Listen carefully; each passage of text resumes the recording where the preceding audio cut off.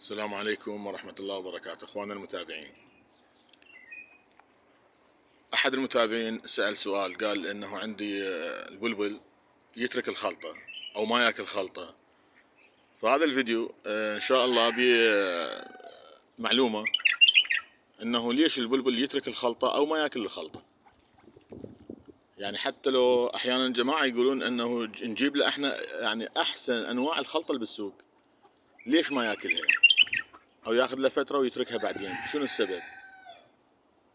اخوان، بالنسبه لهذا البلبل هو اول شيء حيوان يكرم السامع، والحيوان ما عنده عقل يميز بين هذا الاكل صالح وهذا الاكل مو صالح. فرب العالمين شنو منطي غريزه.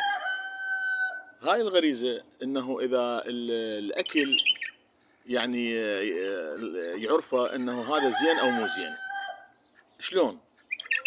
هسه هواي عندنا احنا من جماعتنا اخواننا اللي عندهم مربين بالبيت طيور، او من اللي عندهم مثلا محميات للتكاثر.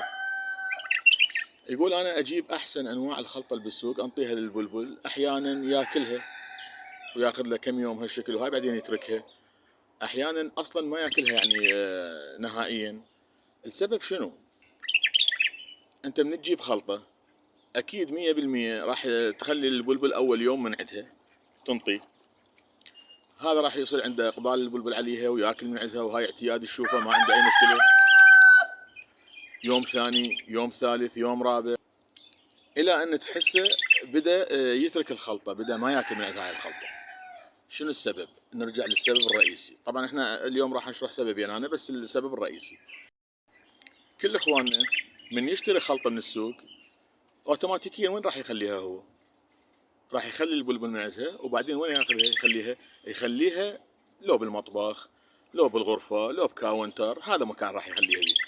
اخوان، هاي الخلطات خلينا نقول الاغلبيه او احسن نوعيات اللي موجوده بالسوق هي ما بها مواد حافظه.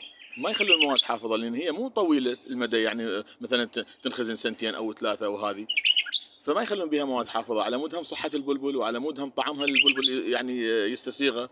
فبالمقابل انت من تجي تخليها بمكان خلينا نقول انه مكان درجه الحراره به مختلفه، درجه الرطوبه به مختلفه، هاي تاخذ لها اسبوع بالكثير وتخرب، تطلع بها ريحه، تصير بها ريحه عفونه.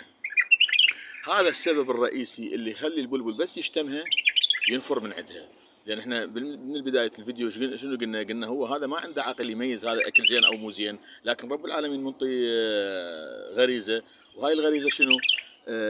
يشتم الاكل، يعرفه هذا زين او مو زين، يعني حاسه الشم يستخدمها.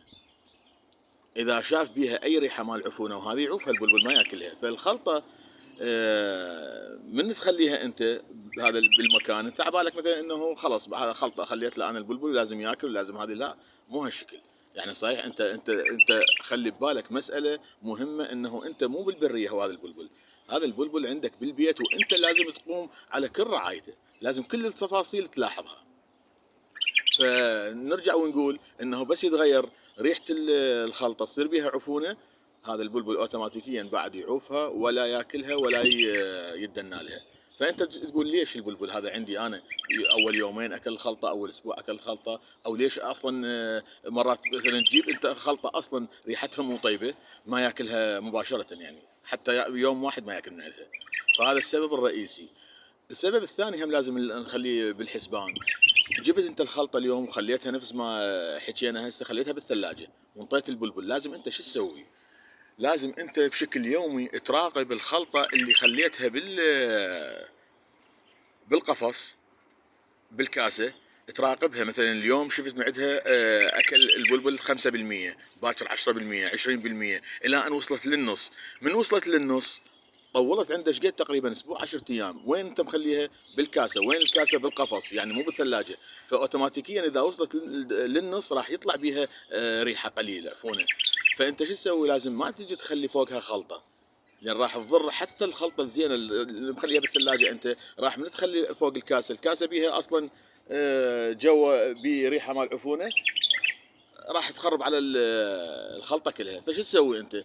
لازم اذا وصلت الكاسه للنص لازم انت تشيك يوميا تشتمها، وانت تخلي ماي للبلبل. انت احنا اكثر من فيديو حكينا به ان قلنا لازم الولابل تتشيك بشكل يومي، لازم تمر عليها انت. فانت اذا بهالطريقه هاي مستخدم ويا البلبل انه تشيكه بشكل يومي، فلازم بهالحاله شو تسوي؟ اذا وصلت للنص تشيك تشم الخلطه مالته، اذا لقيت بيها ريحه مو طيبه تقلبها تذبها وتحط له كاسه جديده. مو تقول انا والله بيها هاي نص حرامات اذبها، لا مو حرامات، انت الحرامات البلبل اذا صار بيه شيء مو الخلطه. فاخوان هذا السبب الرئيسي، وان شاء الله الفائده للجميع. تحياتي لكم اخوكم حمد البصري.